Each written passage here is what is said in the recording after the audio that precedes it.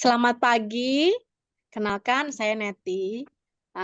Saya udah, melayani, di beberapa gereja gitu ya, tapi sekarang saya, eee, lebih fokus kepada usaha, sebagai pengusaha, iya. Hari ini kita akan bicara tentang mental health ya, kesehatan mental. Mungkin, kalau data di Indonesia itu kan nggak begitu spesifik ya, apa sebabnya, gimana. Cuman kalau berita-berita yang kita lihat di TV, di YouTube, sosial media, itu banyak sekali ya akhir-akhir ini tuh, remaja, mahasiswa itu bunuh diri gitu ya. Eee, Memang nggak dikupas secara jelas kenapanya, tapi rata-rata itu ada hubungannya dengan teman gitu, pergaulannya. Mari kita lihat, apa sih sebenarnya kesehatan mental itu? Pengertian dari WHO ya ini. Jadi, kesehatan mental itu memungkinkan seseorang tuh mengatasi tekanan hidup, menyadari kemampuan mereka belajar dan bekerja dengan baik, serta berkontribusi pada komunitas mereka.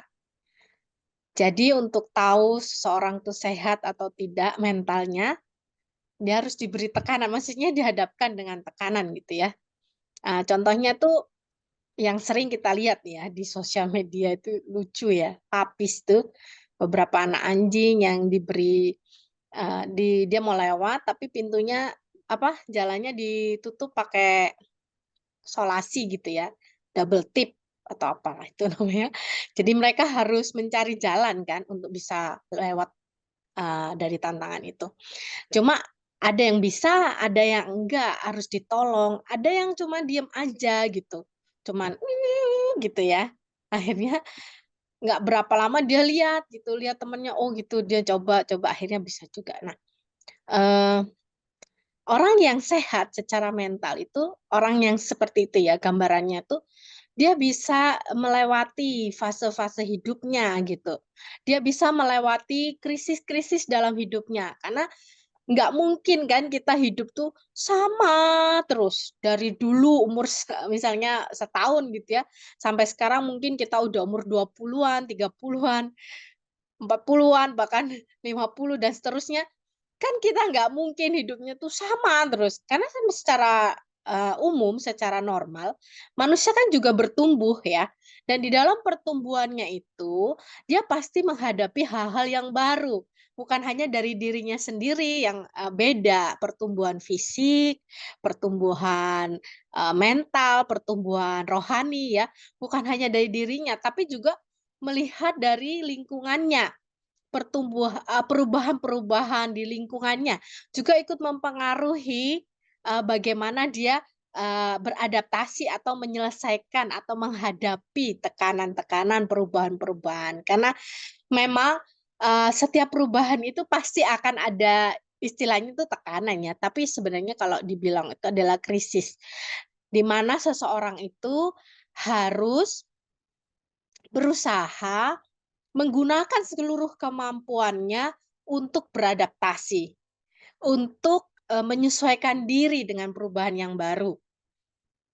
Nah, kalau dia nggak mampu, itu berarti ada sesuatu yang menghambat. Kalau menghambat dan tidak bisa diselesaikan, dia bisa mengalami sakit mental tentu ya, kalau bisa dikatakan seperti itu. Atau jangan sampai sakit lah, gangguan lah ya, gangguan. Jadi belum sampai dikatakan sakit, tapi ada gangguan gitu. Nah makanya, eee, ada faktor penentu kontinum dari kesehatan mental. Jadi karena perubahan itu kan banyak dan memang, nggak bisa dihindari, kita akhirnya bisa berada pada, sisi kanan atau sisi yang kiri. Jadi maksudnya bisa berada pada saat-saat yang senang, bisa berada pada saat-saat yang sedih gitu ya. Bisa berada pada saat-saat yang sulit, bisa berada pada saat-saat yang lebih mudah. Nah, dan, kadang-kadang untuk, bisa berada di, tengah itu, nggak mudah gitu ya. Kadang kita bisa ekstrim ke kiri atau ekstrim ke kanan. sampai kita menyadari, oh, saya kayaknya ekstrim nih, saya kayaknya uh, agak-agak terganggu ini, uh, rutinitas saya agak terganggu, atau uh, hasil kerja saya, kinerja saya terganggu, atau saya nggak mampu berpikir lagi, saya lelah secara fisik, secara mental itu mental fatigue itu ya suka karena mungkin sesuatu yang diulang-ulang terus-menerus tanpa jeda gitu ya. Jadi saya lelah secara mental. Berada di depan komputer berjam-jam juga bikin mata lelah dan juga otak lelah, mental lelah. Makanya kadang-kadang kita lihat kalau di kantor itu ada taman, ada tempat ngopi, ada apa supaya pegawainya itu nggak lelah secara mental. Berhadapan dengan benda-benda mati gitu ya. Makanya ada juga, jam-jam orang bisa berinteraksi, ada tempat duduk tuh yang kalau saya lihat ya, di kantor-kantor, startup itu ya, kayak apa, Shopee, Google, atau apalah ya, itu, selalu ada kursi-kursi yang asik gitu ya kalau buat ngobrol gitu, atau buat membahas sesuatu, buat rapat gitu. Jadi supaya, orang itu tetap bisa berada pada mentalnya yang seharusnya ya, yang tetap produktif itu ya istilahnya. Kalau kita sehat, kita bisa tetap produktif. Jadi kalau misalnya ada yang keterlaluan, maksudnya terlalu di sini satu sisi, misalnya kita terlalu, sibuk membahas tentang, pekerjaan, tidak ada waktu jeda untuk bersantai. Nah, mungkin udah keterlaluan, ada gangguan. Atau kita terlalu senang dengan hiburan, tapi nggak kerja-kerja. Nah, ini juga keterlaluan yang satunya, kelebihan ini harus berada di, tengah yang kita boleh bekerja, boleh, bermain, mencari hiburan, tapi harus juga tetap produktif.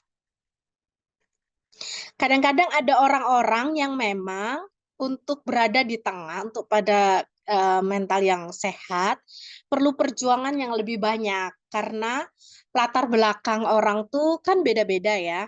Eee, ada orang-orang yang mampu secara sehat, normal gitu ya, coping with, segala krisis gitu ya, menghadapi krisis tuh gampang gitu dia. Ya udah gitu aja, kok sulit gitu ya, gitu aja kok repot, kan bisa begini begitu gitu.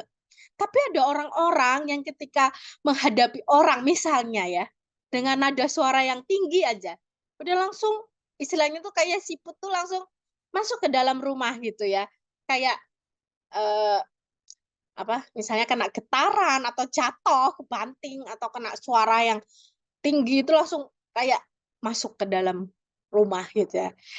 Ada orang-orang yang seperti itu, yang nggak gampang untuk kembali keluar. Siput tuh juga siput atau keong gitu ya. Kadang-kadang kalau dulu saya waktu kecil main keong gitu ya, keong tuh harus ditiup-tiup, "Huh huh huh," gitu ya, baru dia mau keluar lagi. Entah gimana itu maksudnya, aku juga nggak ngerti. Jadi butuh didorong-dorong, butuh dikomporin, butuh dinasehati, butuh diliatin sesuatu yang beda. Dalam terapi itu ada namanya terapi kognitif, itu butuh di ini loh, pikirannya itu dirubah gitu loh. Pikirannya itu harus diseimbangkan gitu. Kalau dia selama ini ngelihatnya, "Aduh, aku kok kasihan banget, nggak bisa." Kamu jangan mikir nggak bisa terus. Kamu harus berpikir gimana caranya bisa. Nah, itu untuk menanamkan gimana caranya bisa itu aja susah di beberapa orang, termasuk anak saya. Jadi, kadang suara yang tinggi aja, udah harus direm gitu ya kalau saya. Eee, kan saya orangnya nadanya suka tinggi, anak saya sangat lembut gitu. Jadi kadang nggak klop gitu, saya maksudnya nggak marah, tapi karena dia nangkepnya saya marah, jadi dia udah langsung, bangun benteng pertahanan, tidak mendengarkan apa yang saya katakan, dan lebih ke melawan gitu. "Kamu nggak nangkep maksudnya mami, tapi kamu udah ngelawan," gitu. Jadi, hal-hal yang seperti itu ya. Ah, itu karena ada faktor-faktor penentu. dari kesehatan mental itu sendiri, yaitu seperti pola asuh, mungkin juga pernah mengalami bullying, faktor ekonomi ini juga menimbulkan krisis ya, faktor ekonomi ini, atau juga pernah menggunakan zat adiktif dan ini sangat sulit untuk keluar gitu. Biasanya kalau udah pernah bisa pakai lagi gitu ya, sesuatu yang adiktif itu. Lalu mungkin juga ada faktor genetika, ya memang mungkin orang-orangnya lemah jantungnya atau apa sehingga tidak bisa menerima hal yang terlalu syok gitu ya. Mmm, perubahan-perubahan yang terlalu mendadak begitu. Jadi seperti, banyak orang itu masih berada pada, eee, fixation, keterhambatan di dalam, pola asuh, di dalam pengalaman masa kecil. Itu masih banyak, banyak sekali bahkan. Dan seperti ada yang tidak bisa keluar gitu dari dirinya, ada seperti, sesuatu yang tertahan begitu. Kalau Freud itu bilangnya, ada fiksasi yang hambatan yang membuat dia tidak bisa menjadi manusia yang normal gitu, nggak bisa bekerja dengan baik. Kadang-kadang kalau dikritik sedikit aja dia sudah, mulai tersinggung atau udah istilahnya itu ngambek gitu ya. Kadang-kadang bisa tidak masuk kerja atau apa gitu. Nah itu sulit gitu, untuk orang-orang seperti itu sulit untuk sehat secara mental, karena perubahan-perubahan itu tuh begitu banyak. Nah, untuk hal-hal seperti ini, orang-orang ini perlu usaha ekstra untuk bisa hidup secara sehat. Mereka harus memahami apa yang, menjadi kendala di dalam dirinya. Kadang-kadang ada orang-orang yang, merasa kesepian gitu ya, kesepian sehingga sulit untuk, menerima orang lain, justru orang yang kesepian tuh sulit terbuka gitu, dan sebagainya. Seperti, orang yang susah ketimpa tangga gitu, kok dia aneh ya, katanya kesepian, tapi kok nggak bisa nerima orang lain gitu. Nah, itu itu pola-pola pemikiran yang beda-beda tiap orang, itu rada rumit ya, satu-satu beda-beda. Setiap orang punya, pola pikir, pola relasi beda-beda, jadi harus satu-satu lihat kasusnya. Lalu faktor penguat atau pelindung adalah faktor keterampilan atau interaksi sosial yang positif, pendidikan yang berkualitas, dan pekerjaan yang layak, lingkungan yang aman. Ini membantu untuk kesehatan mental. Jadi, eh, orang-orang yang berada di lingkungan yang baik lebih sehat karena mereka tidak akan menerima hal-hal seperti misalnya di lingkungan yang kurang sehat. Kayak misalnya dulu, saya tinggal di Tanjung Priok, itu daerah yang keras, daerah yang, eee, ya banyak kejahatan di sana. Saya tumbuh sebagai seorang anak yang berani gitu ya, berani berantem juga, berani istilahnya tuh gelut juga bisa gitu ya. Jadi banyak kekerasan, menjadi anak yang kasar dan sebagainya. Tapi kalau di lingkungan rumah yang misalnya seperti perumahan yang sekarang banyak ya perumahan yang baik, lingkungannya baik, sekolah baik, anak-anaknya baik, anak juga akan bertumbuh menjadi anak yang lebih sopan, lebih tahu, menempatkan diri, beda gitu ya. Apalagi kalau anak itu, eee misalnya tinggal di panti atau apa gitu ya, kurang kasih sayang, itu juga kurang mendukung. Jadi harus ada faktor, penguat, pelindung. Jadi berusaha sebisa mungkin kita, punya pendukung-pendukung ini yang baik untuk kesehatan mental kita.